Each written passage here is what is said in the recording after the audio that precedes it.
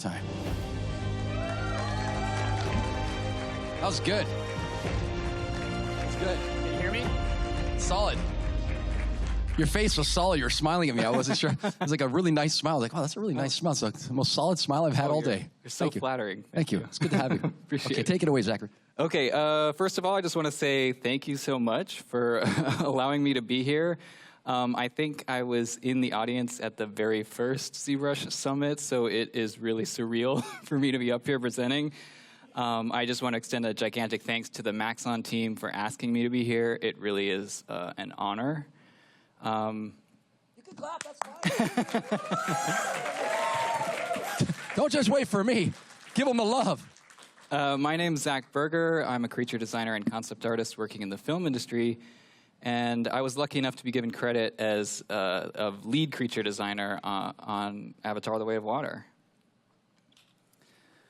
So I just want to say that I am here as just one member of an incredible team of people. I want to list some of them off now, including others on the creature design team at Lightstorm, Konstantin Sakaris, Daphne Yap, and Ian Joyner, as well as creature designers at Legacy Effects and What a Workshop, and of course one half of our production design team in charge of the organic side, our production designer Dylan Cole, as well as our producer, John Landau, and, of course, director James Cameron. Let's give a moment and make a lot of noise for all those people, too. Yeah. So I've put the Instagram handles of the Lightstorm creature design team up here. If you liked the creatures in Avatar: The Way of Water, it would actually really mean a lot to me if you would go give all these people a follow. So just a quick heads up. This may be a little bit different from some of the other presentations that we've seen so far this weekend. I like different. Okay, good. This one's going to have a little bit more of a focus on the design process. I'm a concept artist, so my focus is design, and a little bit less of a focus on specific ZBrush tricks, but still hopefully a pretty good example of how ZBrush was used in every step of the concept pipeline, from quick sketches to more polished concept pieces. Please feel free to jump in with questions, and let's keep this sort of free-flowing. Excellent. Take it away. Okay, so when I started on Avatar: The Way of Water, there really wasn't any documentation for the design decisions made for the creature designs from the first film.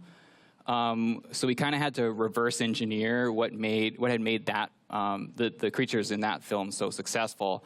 So everything we initially learned was through osmosis in conversations with our director, James Cameron, who from now on I'll refer to as Jim, because that's what we call him at work. After that, eventually we sort of sat down with one of the franchise guys at Lightstorm, Ray Perez, and we came up with this design document to give out to all of our franchise partners, such as our friends in the video games and theme parks divisions. And this is one page that is sort of an example of a much larger document. In this document, we looked at trying to establish hard and fast rules that each Pandoran creature had to have. Things like white gums, black teeth, 2 sets of eyes, 6 sets of limbs, etc. So very early on, we learned that the creature designs in Avatar are not like designs you might see in other franchises, where a creature might have like the head of one animal, the body of a second animal, and the tail of a third. I'm not trying to pick on anybody in particular here, so I just pulled an example from a long-deceased artist to sort of show you the type of thing that I'm talking about. The guy on the left, or? Kidding. I can do that. I'm from Toronto. So the creature design philosophy in Avatar is a lot more subtle, where we sort of take different elements of a bunch of different animals, we put them all up in a blender, and then mix them all together. When done successfully, the audience shouldn't really be able to tell so much where one reference animal ends and another one begins, but they should be able to feel hints of all of our reference animals throughout the design. Also, just kind of through trial and error, we kind of learned of a hierarchy for making design decisions. The foundation, kind of the bottom of our pyramid here, is the most important, and that's story, which should supersede all else. So if a creature needs to behave a certain way or perform certain actions for the story, that needs to be baked into the design. I'll give some examples of this later on.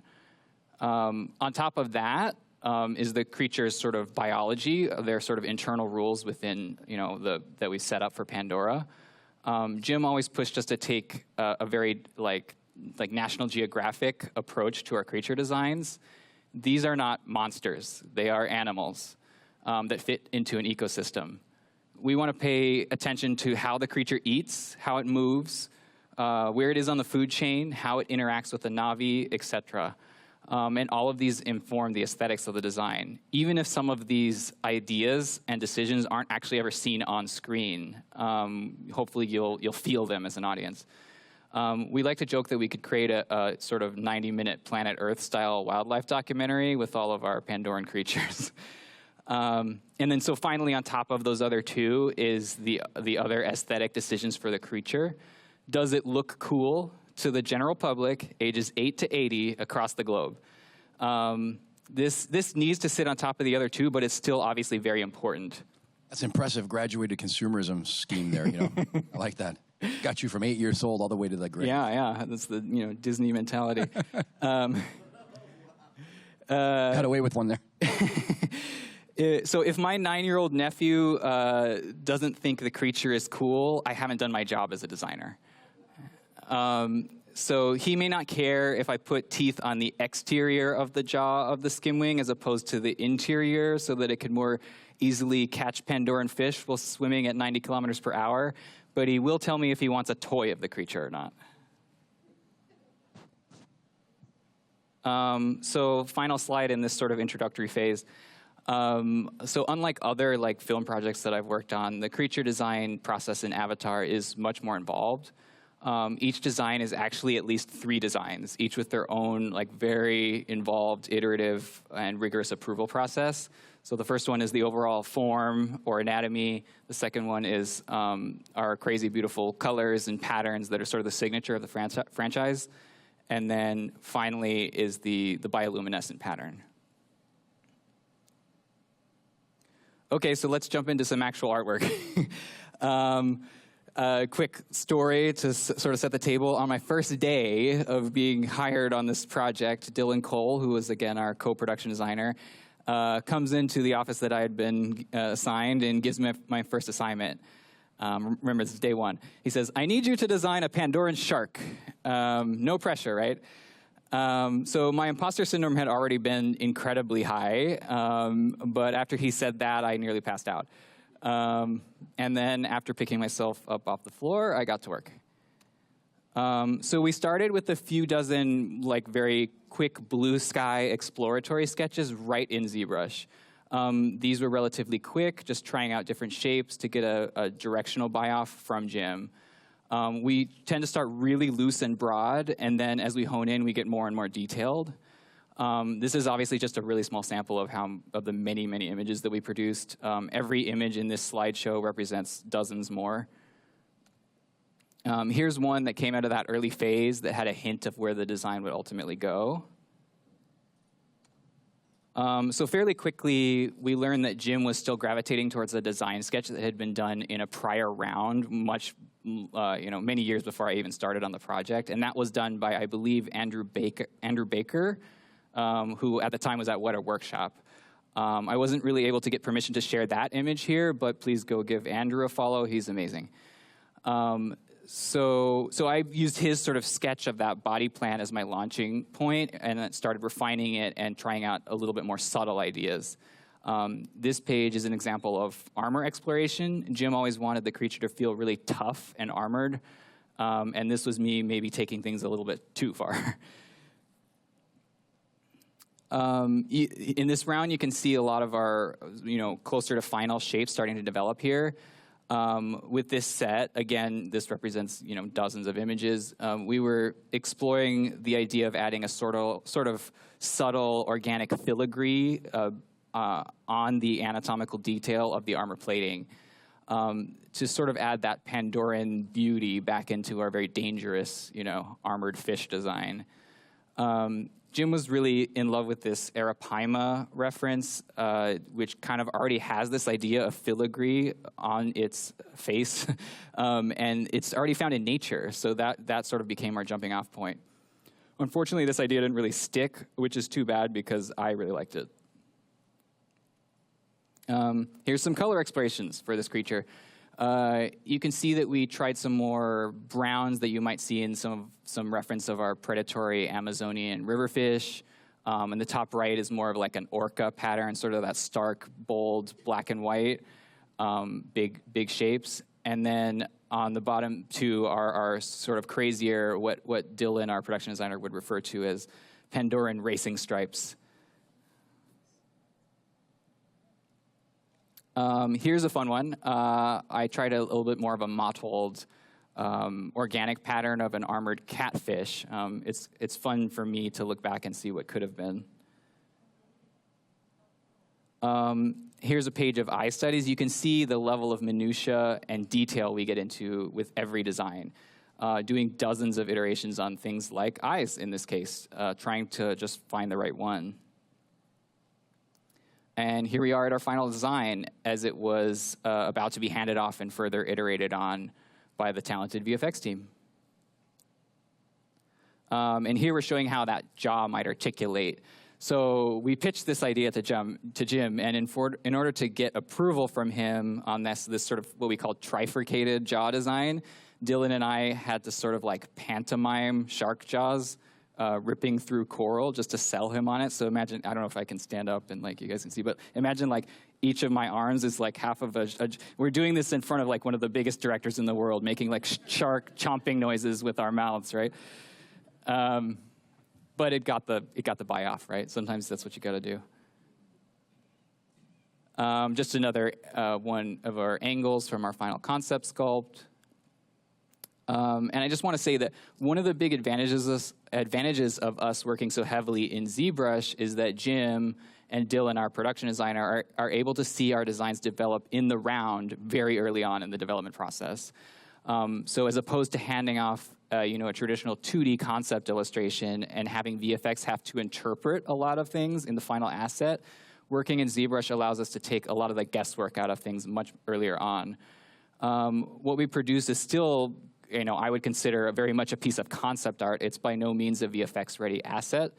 But working this way means a lot of the potential issues and future roadblocks are hopefully figured out in the concept phase. So here's some examples of the many reference animals we mixed together in our sort of blender analogy from earlier on for this final Akula design.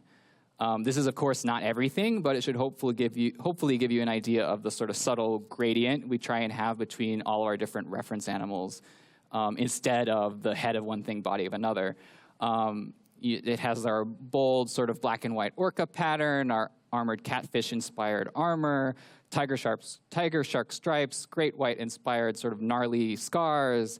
There's this prehistoric animal called the Dunkleosteus, hopefully I'm pronouncing that right, that sort of inspired how the jaw hinges. We infused some snake and DNA into how the jaw works. And then, of course, our Avatar 1 creatures are always our true north for some design decisions. In this case, the Thanator from the first film inspired the teeth and gums. So this was me taking things even further, using the layer system in ZBrush to try and figure out like a really crude, rough approximation of how the jaw might articulate. So again, this is all still in the concept phase, right? And this was handed off to VFX to hopefully inform them. I think in the final, VFX asset, they simplified a bit of this just to streamline things. But again, we're figuring this out in concept, and hopefully it allows us to take some of the guesswork out of things for them and save some time. So this is our last slide for the Akula. Jim describes every major creature in the Avatar universe as having an Earth-like metaphor. So the dire horse is sort of roughly a horse. The Tulkun is roughly a whale, at least in the broad strokes. But when you get up close to them, there are all these weird, interesting alien details. This way, you're sort of instantly communicating to the audience how they're supposed to interpret the design. If you go too alien, you might lose the audience. In the case of the Akula, Jim always envisioned it as our sort of Pandoran great white shark. So hopefully that came across in the film. Okay, moving on to the skim wing. The skim wing was probably the design that I had the most personal impact on. From the beginning, Jim had always described it as a sort of badass flying fish. We always knew that it was going to have several modes of movement, sort of swimming underwater, skimming on top of the water, going in ground effect, which is sort of an aircraft term that I didn't know that I had to Google, and then full-on flying for short periods of time. Essentially, those are all the things that a flying fish can do.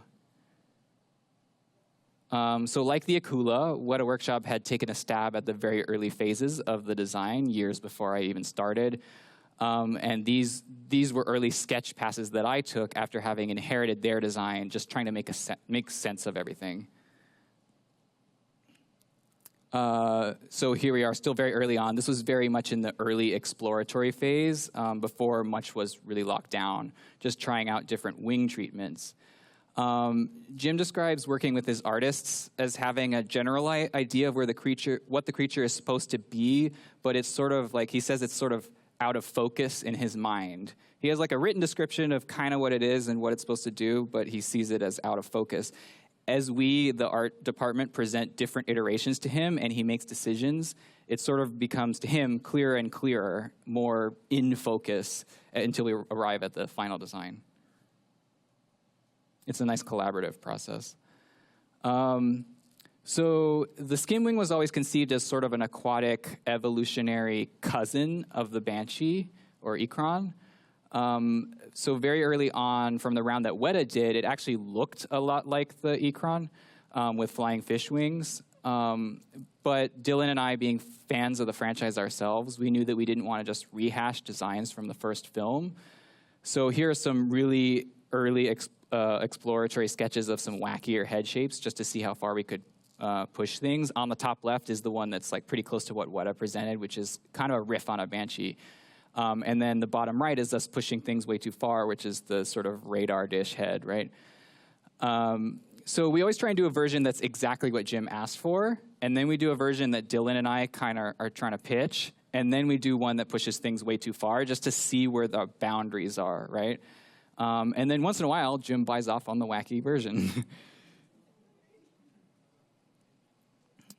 All right, this was another early head exploration idea that I thought was pretty interesting and fairly successful, but ultimately we felt like it was maybe a little too familiar to what we had already seen in the Avatar universe. So after a couple rounds of those wacky head shapes, we came up with this sort of long-snouted needlefish, sort of meets a dolphin design. Everyone, at least in the art department, was really gravitating towards this version, so we thought we might be onto something. One problem, we still had to convince the director. So we knew that he had sort of been living with that shorter, more banshee-like head shape that Weta had done for years at this point, right? So we were trying to make the case that the longer snout might be the way to go. This video that I'm showing here is an idea that Dylan, our production designer, had, where we would sort of present to Jim a sort of evolution study between the shorter and longer head shapes, again, using the layer system in ZBrush. And then if Jim hated the long-snouted guy, he could hopefully pause somewhere in between in between the two and go, that's it, right there, something in there, right? And so we did this, and then when we presented what we had in one of the meetings, Jim was initially kind of lukewarm on our long-snouted guy. So I thought, oh, well, I guess it's going to sort of look like a banshee. But to my surprise, at the next meeting, Jim walks in with this gigantic, like 3-foot-long sort of plastic skull of this long-snouted crocodilian-looking animal. Turns out it was a gharial, a type of crocodile that's native to India. So I guess after sitting with it for a bit, he ended up really liking the direction of the long-snouted design. He just wanted us to beef it up from the spindly sort of needlefish shape. To Jim, it made total biological sense that this animal would have a long, toothy snout, adept at catching fish while moving at high speeds. So we ran with that and never looked back. Here is our final head shape design. We actually took it a little bit further from there. and explored giving it retractable teeth like the Ecron.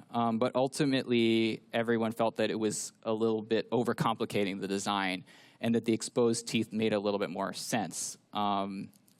So you can see that our process is not totally linear. We sometimes arrive at a design, see if we can keep pushing it further, and then sometimes circle back to something that was working before.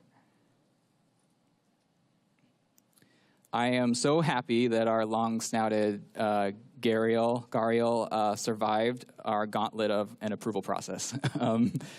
It is really a marathon getting anything approved. So the fact that we were able to convince Jim to come around on this idea and get excited by it, I consider a really big personal win. Thanks.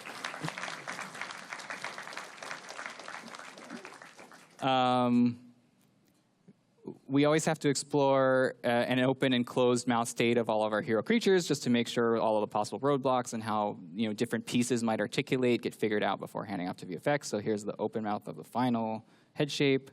Let's get back to the body. So getting back to the body shape. We iterated and struggled a lot on how it would be posed when, you remember I talked about those different poses it had to take skimming on top of the water. Flying fish come out of the water at this really kind of awkward angle. You can see it in the reference here. So getting back to our design pyramid hierarchy thing, it was really hard to make this flying fish shape look cool. It's a really awkward sort of pose, right? So we knew that it had this biological need to skim on top of the water, but we were struggling to make it look cool. So this wasn't really figured out and didn't get full buy-off until we started doing some animation tests. This was an early animation test done by Weta Digital, who's now, I believe, called Weta FX, that really helped inform the design. As you can see, this is not our final concept. What we would do is we would get the design far enough along where Jim was pretty happy with it, pass it off to animation. They would do some relatively quick tests, learn some things, pass it back to us in the art department, and that would help inform the concept design process as we continued. It's a very organic sort of back and forth process between the concept team and the animation team, and we have done this for all of our hero creatures, such as the elu, the tulkun, the skimwing, to high levels of success.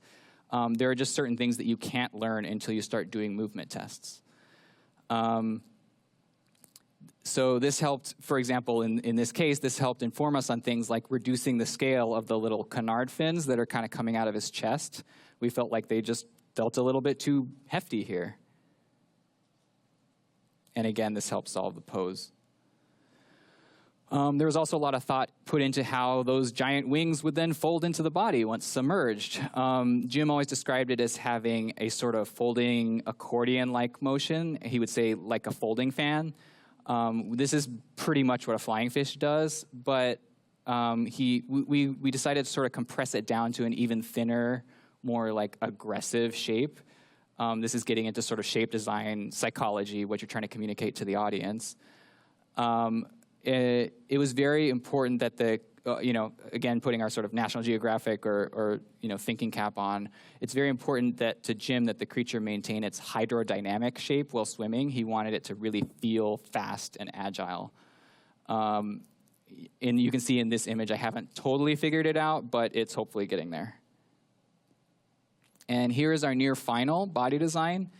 Not quite there, but getting close. The pose is now much more refined. The body's almost there, just needs a few tweaks. And this is when we started getting into really trying to nail down the color and patterning. So even before I started working on the project, our, again, co-production designer, Dylan Cole, had done some absolutely beautiful early keyframe illustrations of the skimwing skimming over the surface of the water. Dylan is an amazing traditional plein air painter as well as a world-class colorist and matte painter. So even in those early days, Dylan always depicted this creature as having a striking orange wing pattern to contrast it against the blues and greens of our tropical ocean setting.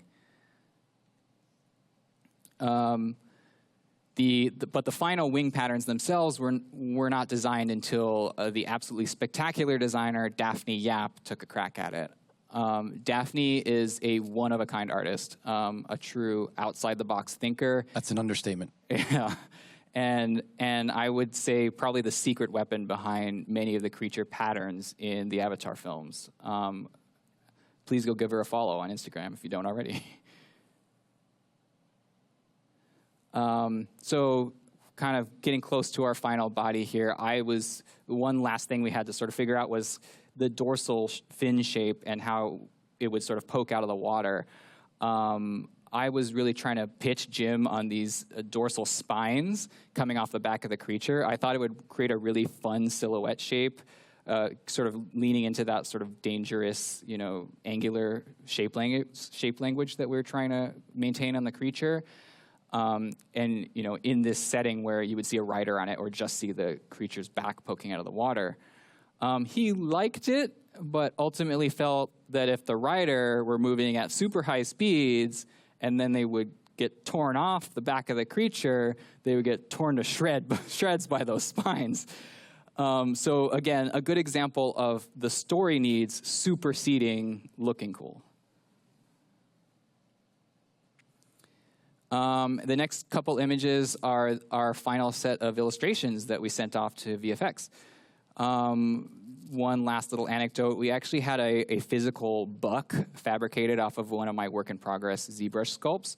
So basically imagine like a mechanical bull, but in the shape of a skimwing's back. Jim invited this world-class surfer to come down to the stages one day and like sit on the thing and then test out how the back anatomy would feel, and then have him point out where it felt like was the most natural points to grab onto the creature and try it in different riding positions. And those grab points became where we put the grab points on for the saddle. So, real world influencing our concept phase. And here's our final underwater illustration, just to show off how the creature tucks its fins and gets into that swimming pose underwater. And here's the last image I'll share of this creature. Iteration on this specific creature consisted of nearly a year of my life. I think they're going to clap for you at this point. Okay. Really loud. Yeah. Thank You had that look on your face. You had that look on your face when you say, like, a year of my life. I can't complain too much, though, because it ended up on all the posters for the movie, and they made a Lego set out of it. So, did you get the Lego set? I have the Lego set, sitting in my office at home. Got to have that. Yeah. Okay. It was a pleasure to build. Hats off to the Lego team. Okay. So let's get on to our Pandoran reef fish. Early on in the process, Jim had described to us that he needed a whole tropical reef's worth of alien fish. He wanted sequences, what he would say, teeming with biomass, where the audience could see aquatic life everywhere, hopefully giving the audience a feeling of going snorkeling or diving in a tropical reef. The Lightstorm creature design team, Konstantin Sakaris, Daphne Yap, and I got to work. And in record time, we had sketched out a ton of possibilities. Feeling very proud of ourselves, we plastered the walls of a meeting room in what must have been 100 options of Pandoran fish. Jim walks into the meeting room, and we can tell that he is not feeling any of them. And in the next 10 or so minutes, he proceeds to sketch out about a dozen little alien fish designs, and with just a Sharpie and a pad of paper that we had lying on one of the meeting, tables, and kind of put his team of world-class professional creature designers to shame. These dozen or so sketches are what became many of the hero tropical fish designs that end up getting close to camera in our reef sequence. The pincer fish, which is one of my personal favorites, again, sort of came out of one of those sketches that Jim did. I initially envisioned it as sort of more of a parrotfish and had sort of put a more beak-like mouth on it, meant for chewing coral. But Jim saw it as more of a predator. So I ended up stealing some teeth from a harlequin tuskfish, which is this guy on the top right, and a couple more reference animals that, again, get put into our blender and sort of gradiated through the design. I always envisioned it using those big sort of Hercules beetle-like horns to root through the coral and then scare out small prey, which it would then pounce on and grab with its teeth. Again, putting my National Geographic thinking hat on. Yeah, just trying to think through the design in ways that you may never see on screen. Here's another one of Jim's 1-minute fish sketches that would ultimately become a fish called the syringill. Kind of syringe meets gill. We had one of our PAs name all the fish. I actually really appreciate a director who can communicate visually this way. He gives us just enough of a direction and sort of insight into what he's thinking, but he doesn't do our jobs for us, and he lets us fill in all of the gaps. So it's actually a really nice process, instead of like us guessing the entire time.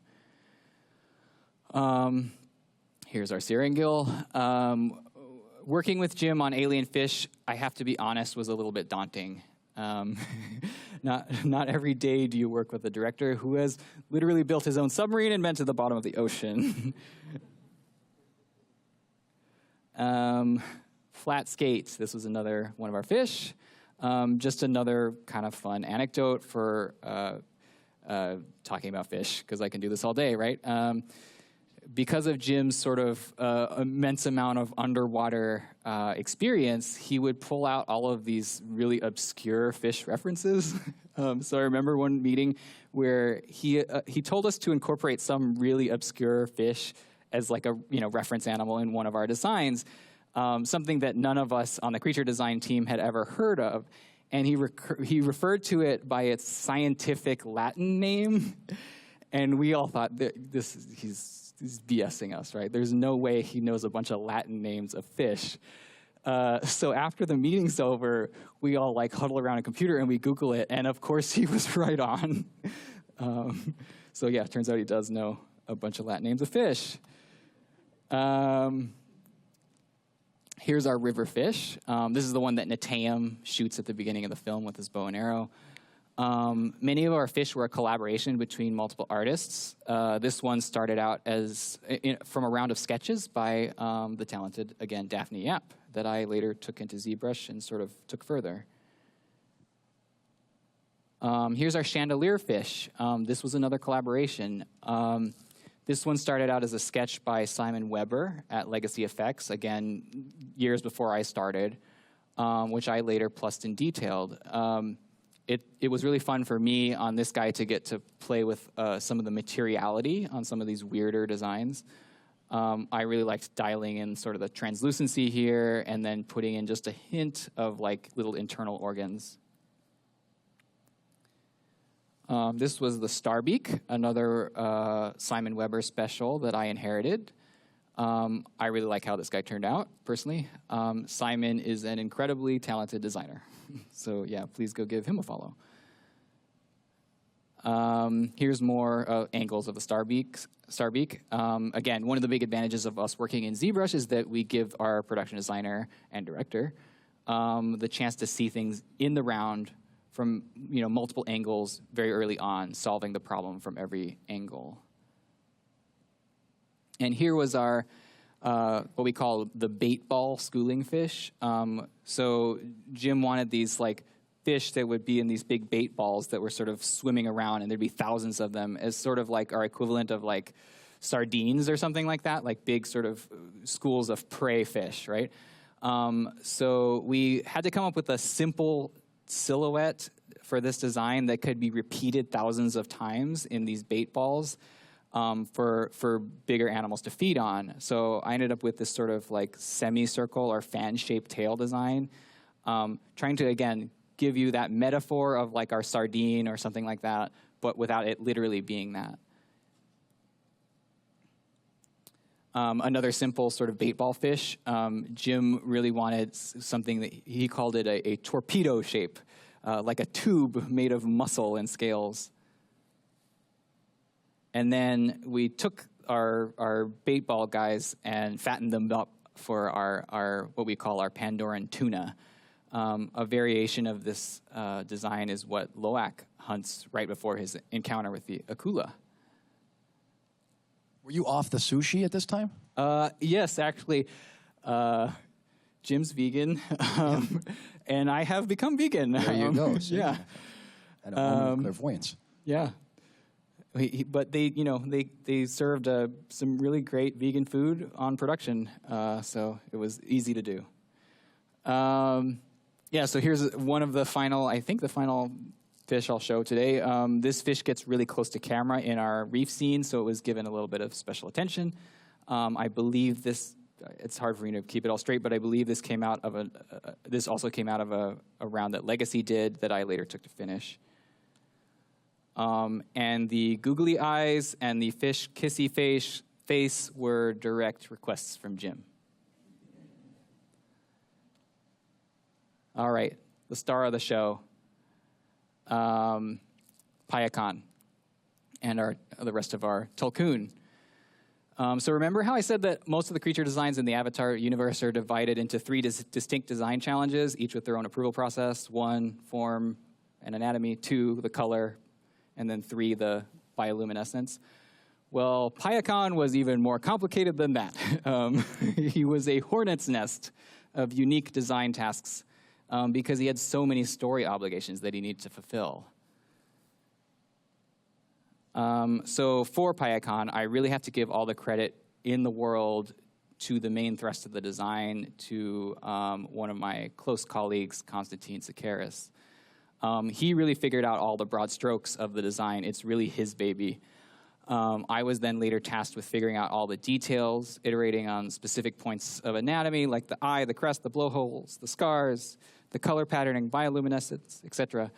But yeah, it's really sort of Konstantin's, design. So here's some really early versions of Konstantin exploring Tulkuns. And here's where Konstantin left things. As you can see, the design is all there at the macro level. I got to work on it on the micro level. Okay, so because Payakon had so many story hoops to jump through, I had my work cut out for me designing every inch of this creature. So again, on top of the form, pattern, bio, there were a lot of individual specific parts, in this case the eye anatomy, that were given as much design scrutiny as entire other creatures in our design process. So for this particular page, again, this represents many more images, but we referenced a lot of elephant eyes, as well as several different species of whales. We really wanted to communicate a sort of intelligence and wisdom behind the eyes. Sometimes the easiest path to approval is to just present a grayscale image. This way we're only talking about one thing, not getting bogged down by a discussion about the color or patterning when we really want to make progress on the anatomy. Another sort of specific design task just to the Tulkun was the delicate auditory sensors underneath the crests. This was another story need. So in the Tulkun hunt sequence in the film, for anyone that's seen the movie, the RDA, which are sort of our villainous human characters, fire these big sound blast cannons at the Tulkun, and we needed the audience to feel the Tulkun reeling back in pain in some way, but they can't talk, right? So we needed to design a sort of exterior anatomical detail that shows them in pain. So this was me trying out ideas for that design challenge. I actually think some of the images on this page are 2D, some are 3D, and some are a hybrid. Dylan always encourages us to work in whatever way gets the job done most successfully. And here is the sort of final idea for that sensor. I actually think you only really see this on the female Tulkun. It's only really called out there in the Tulkun hunt sequence. But this is just another example of how every inch of the creature was designed based on story needs.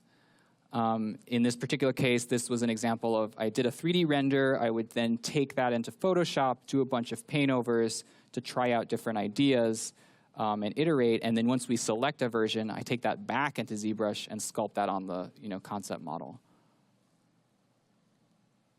The patterning on Payakon was another huge design task. Dylan and I, along with indispensable help from concept artist Seifel Hawk and lead character designer Joe Pepe, were really trying to push for an intricate, colorful pattern all over the body.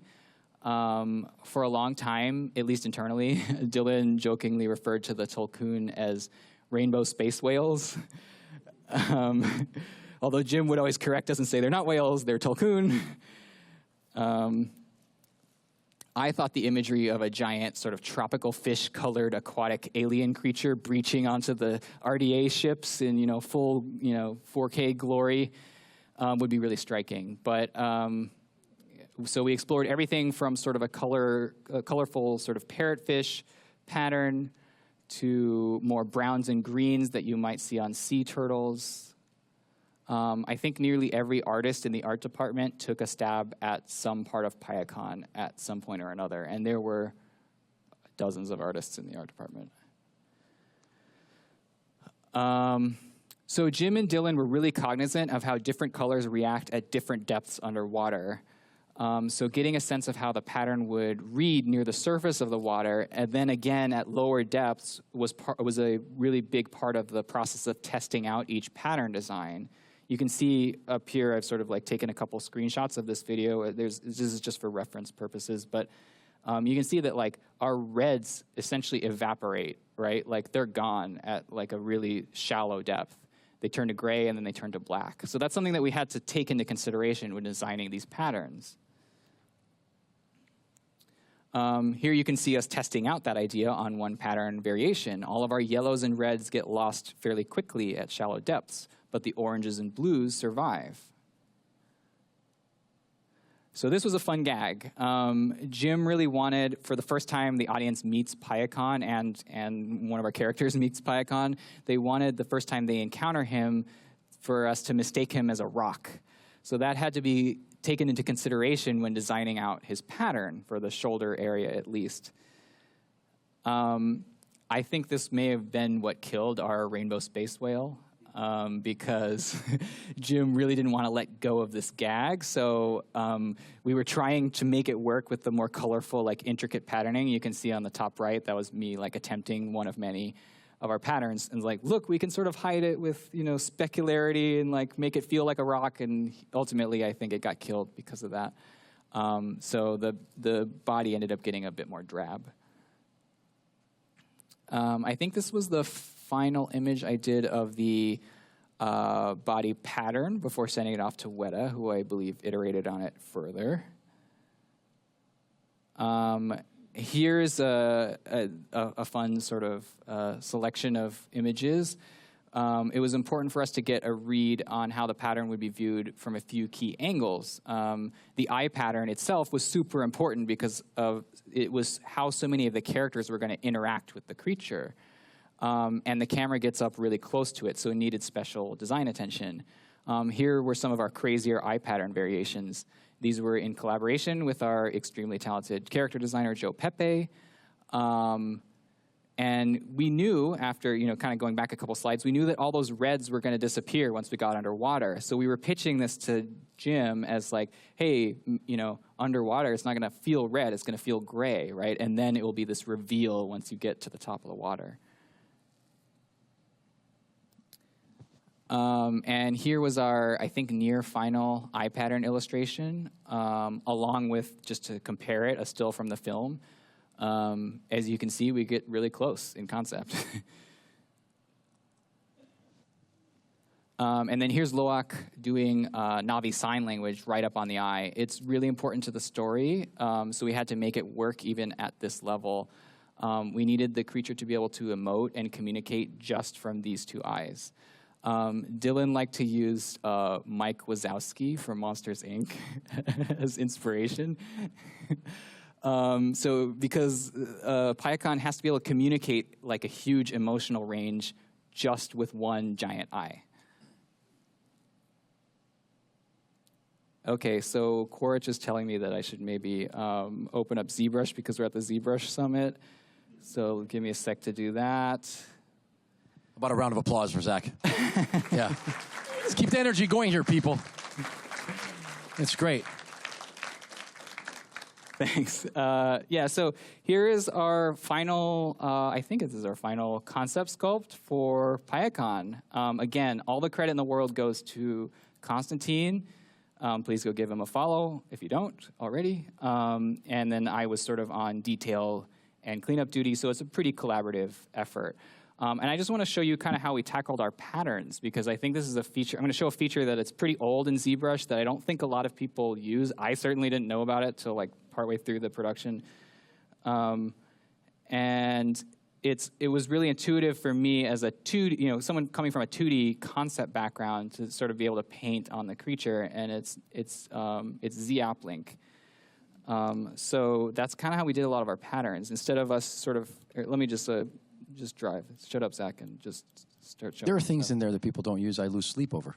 I'm sorry? There are things in there that people don't use that I lose sleep over. Yeah, yeah, that's true. You guys are always introducing new features, and it's hard for me to keep up. So I just stick to my old faithfuls. Yeah, I was asking one of my friends, Brian Wynia, who I think has spoken here, like, oh, do you have any advice for when I'm speaking? He's like, just tell him, what you use. And I was like, I don't use anything. He's like, well, tell him that. So yeah, what brushes do I use when I sculpt? I use Dam Standard, I use Move, and I use Clay Buildup. I think that's it. Very uncommon in these parts. Yeah. So, okay, yeah. Let's see, what are we doing here? I can tumble around this guy for a sec if you want to see some of the details. But let's talk patterns, because I think that's part of what makes the creatures in the Avatar universe so unique. So what I'm going to field one question? Sorry. Yeah, please do while we're going. Was everything poly painted or is it all textured? So yeah, good question. I sort of cut this guy apart. That's actually a great question. Yeah, I cut this guy apart just so I didn't have to mess with UDIMs. So it's a bunch of separate little, sub-tools. And then each one I just gave like whatever the max texture map is, I think 8K or whatever. And then I use what I'm about to show, this projection technique using ZAppLink. So what that does is it basically links to an external, photo editor or painting app. In my case, Photoshop.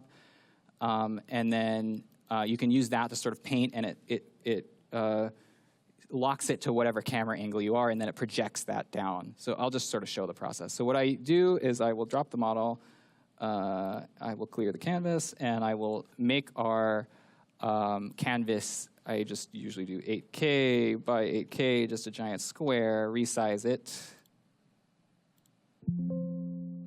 Oh, Windows is complaining at me. Let's see how long that takes. Okay, great. And then we'll drop our PyCon sculpt in there, and then we look up at our thumbnail here, and we go, oh, the canvas is way out in space, so we got to go up here and just sort of zoom out. Let me just turn my gradient down to 0 real quick. Okay, and then I turn off perspective because I just want to lock it at sort of isometric, and then I'll frame our model and make sure that I'm just on the body. And we go up here to Document, ZAppLink, and the first time you do this, it'll ask you to sort of connect to an external app. And so I've already linked it to Photoshop, I hope. And I'll uncheck this double-sided because that will project through the model, and whatever you paint will be on the other side of the model, and I want the belly to sort of still be white.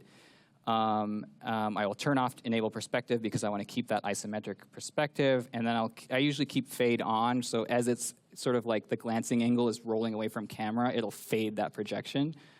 And I will hit Drop Now, and then we will let it think, and it will hopefully do a little hokey pokey, and then we'll end up in Photoshop, we hope. Let's see if it landed. Oh, you guys are seeing the baked cake. So yeah, so it'll give you this file like this, and basically in Photoshop it'll give you a couple layers, the background layer, which we don't want to mess with, and then the shading layer. So that's all of our lighting information, our matte cap information in ZBrush, and then we have the color layer. So this is just a flat color of that creature, right? So what I would then do is create a new layer in Photoshop, and then anything we paint on here is going to be, and I'll mask it off with steal that mask. Anything we paint on here is then going to be able to be projected back onto the model. So I did bake a cake, sort of pull it out of the oven like a finished one.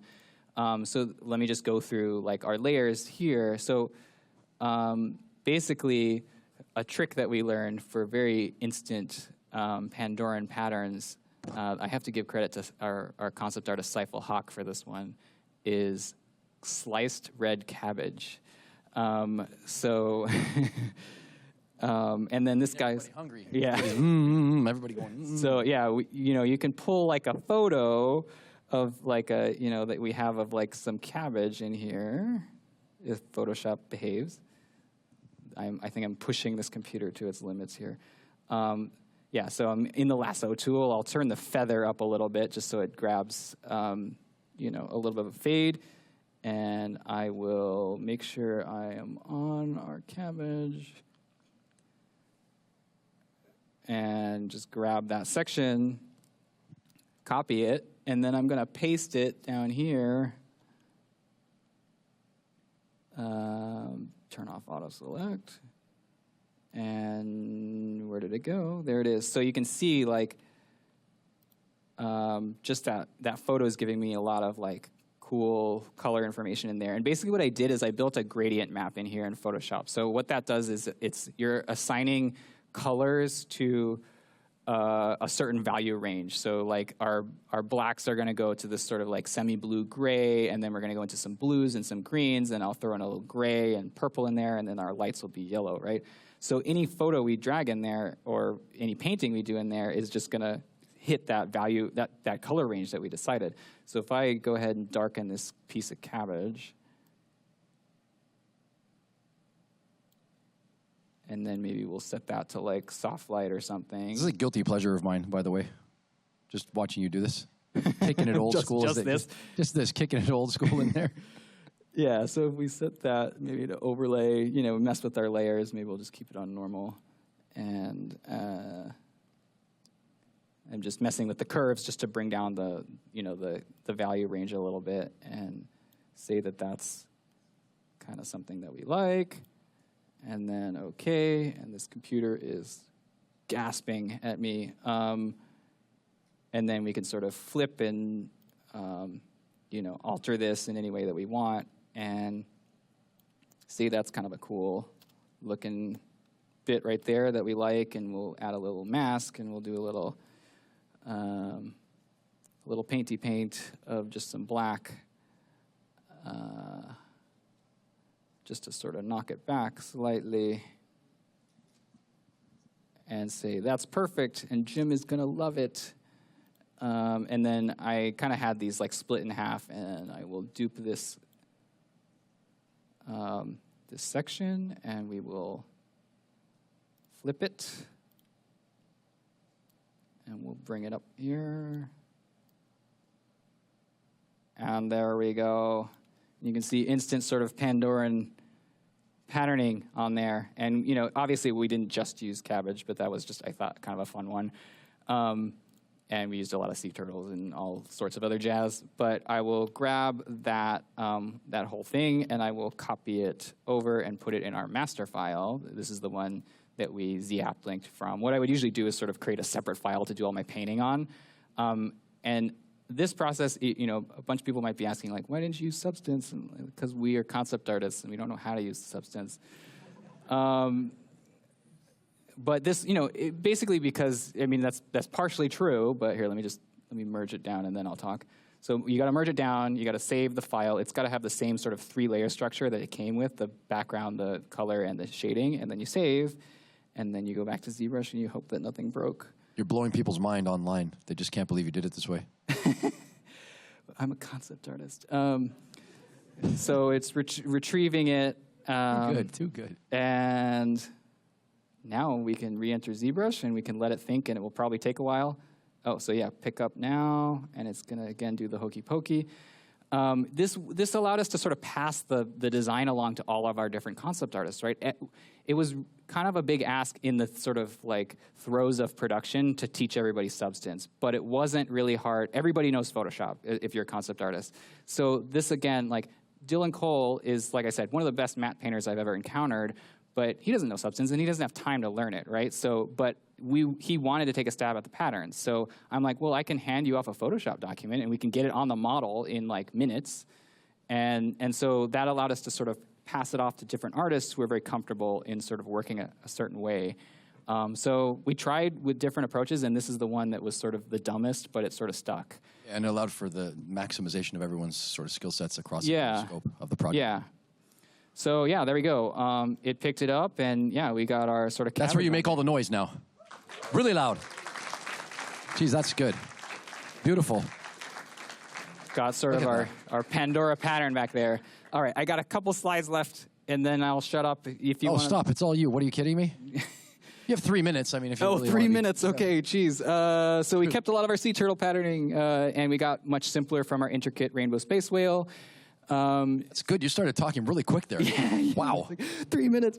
So Jim was really worried that with all the light caustic effects from the surface of the water, playing off the body of the whale, tulcoon, with the creature moving at high speeds, with all of these overlapping sort of plates, that things were going to get really noisy. So we had to simplify. So that, when I started on the project, I had this this idea in my mind of like what makes a Pandoran creature, and the thing that comes to mind is the Ikran. But and so you think every creature looks like the patterning of the Ikran. It's really colorful and it's really intricate. But the Ikran is just one creature, and if you look at a lot of the creatures from the first film, a lot of them are simpler. The Ikran's kind of our parrot, right? So anyway. So we tried it from a bunch of different hero camera angles to make sure it did everything it needed to do. Finally, we were getting to the bio on this creature. This was, again, that same process of just like 2D painting and then projecting it back onto the model. This, again, represents, I think I did dozens of iterations for the bio of the body, a few dozen more for the eye. It had to work in the wide shot. We really wanted to have our bold, big graphic gestures read when the camera was really pulled out, but then it also had to maintain detail in the close-up. So each of our major gestures is actually made up of much tinier clusters of tiny bioluminescent dots. Once we had Pyacon nailed down, we had to flesh out our designs for the rest of the tulcoon. Roa was our hero female tulcoon. Early on, I think the female tulcoon studies were done by my amazing colleague Ian Joyner, who I think has been a speaker here. If you are wondering why I haven't shown any Elu stuff, it's because Ian did most of that. I never touched it. So all of our older tulcoon had to have these intricate tattoo designs on them. Here's one of the early tattoo explorations on Roa. And sometimes it helps us to present the concept in little video turntables, whatever best communicates the idea. Am I out of time, Louis? No, you can just keep going. I got a couple more slides. I'm really close. People are loving it, man. Okay, here's the final. The chat, they're blowing you up in the chat. I want to actually pause and say, the real poignant part of your presentation is how much credit you've given to everyone who worked with you and people. It's not going unnoticed. They really appreciate the way you're treated. Yeah, no, the whole thing is a team effort. Yeah, no, thank you for saying that. It's like I was brought on as a relatively less experienced concept artist, and there was really senior people who took me under their wing. Senior is a bad sounding word. More experienced people that took me under their wing and like showed me the ropes, and like that doesn't they just. Yeah, your humility is high level. Thanks for being. Oh, thank you. Appreciate it. Here's our final Roa design. I think the tattoo was a collaboration between Daphne Yap and myself. And then we had to flesh out all of our background tulcoon. Each one was a unique individual, which had its own unique eye pattern, its own tattoo. So this is one of several of our male, background male tulcoon. And our little calf. I think this one started out as a design by Ian Joyner, which I later detailed and did some work on the patterning. It's beautiful. And I think this is our final illustration. Probably the final one, or one of the final ones I did personally on the movie. Our big, happy tulcoon family with all of our anatomical decisions, our patterns, and our tattoos. Thank you so much. Zach Berger, Disney Lightstorm. Zach Berger, louder. Iconic work. Thank you. Awesome workflow. Thank you so much. How about some questions? A few questions? Yes, please. I just got to say really quick, John Landau, our producer, gave me permission to show all this work, and he would love it if I would pimp the art book a little bit, so here it is. Now we can do questions. Yeah, right on. Okay, any questions? You should have tons of questions. I'll get the snaps going here. Oh, we got any questions? Yes, ask the questions now. Hi, thank you so much. So in the second movie, I noticed that Jake and Atiri and some of the other Na'vi characters, their bioluminescent, like freckles, I would say, they had like a different coloration than from the first movie. Like I noticed some were like more teal, I think. Yeah. Was that like a decision for the second movie, or is there like... That's probably not something I can answer. Go hit Joe Pepe up on Instagram. He'll know. Joe Pepe, the man with the idea. Here we go. You better ask now, because we're coming to the final lap of the ZBrush Summit, 10th anniversary. Don't be shy. Oh, hey, you know, you've been really good. And also, you have a great voice on the microphone. Absolutely. Kidding me? Stop it. Don't ever say that. You sound amazing. Hey, man. I'm not sure. This is going to be like, this is already recorded, right? And it's going to be on the internet? This right now. Whoa, what was that? This right now. No. I mean, this whole thing, even the question, Q&A. Yeah, it's recorded, is my understanding. Oh, we had to clear it with John. Well, you know what? I'm already on the mic, so I might as well ask. How is it to work with Mr. James Cameron? And what I mean by that is, how critical is that man? Exactly. Because that man, we have been, rumors are that there were stories when I started, but my experience was excellent. I can say that, like, unequivocally. The guy is really, really smart. And I don't say that sort of like blowing smoke. Like, he's literally one of the smartest people I've ever encountered. And he really knows his stuff, and he really likes artists. So yeah, I have nothing but positive things to say. Anybody else? Oh, hold on. Yeah, you can clap. That's fine. Of course you can clap. You should clap. Also, keep in mind, experiences with people are so subjective. Everyone has their own sort of experience with it. Yeah, I mean, he sort of like did an interview recently about the Abyss and that whole horror story, so you can look that up. Sure, you can read about that one. Okay, let's have it. Come on, man. I know the voice. I know this guy. Thank you very much, man. Excellent presentation. Really appreciate you coming. Thank you, man. What personally did you find most challenging? Wow. I mean, it was just I guess the first thing that comes to mind was just the imposter syndrome of like stepping into that art department. Like I said, like everybody there was incredible. And then you're going like, kind of looking around and you're going like, wait, they wanted me, and like there wasn't some other guy that was like, you know, more talented than me that you guys could have gotten. I'm a hack. So, and that has still not really gone away, like almost 7 years in. But yeah, that was sort of getting over that, and just sort of, I think that like Dylan must have seen something in my portfolio and like identified something that like I didn't even see in myself at the time. And then I feel like I've been given the leeway to sort of grow into the role. So yeah, it's been just an incredible experience. That's good management. Yeah, no, he's great at what he does. Yes. Okay. So I think that's it. Okay. All right. Hopefully I didn't go too overtime. You didn't go overtime, man. You're an amazing speaker. We really appreciate that. And everybody make a lot of noise again for Zach Berger. Yes. Thank you so much. Would it be weird if I got like a photo? Yeah, take a photo, or you do a selfie of yourself. Yeah, is that like, if anyone objects, like cover your face or whatever. How do I work camera?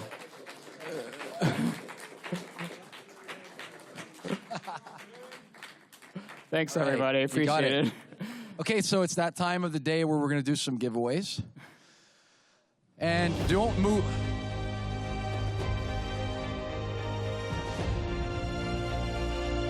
Don't leave.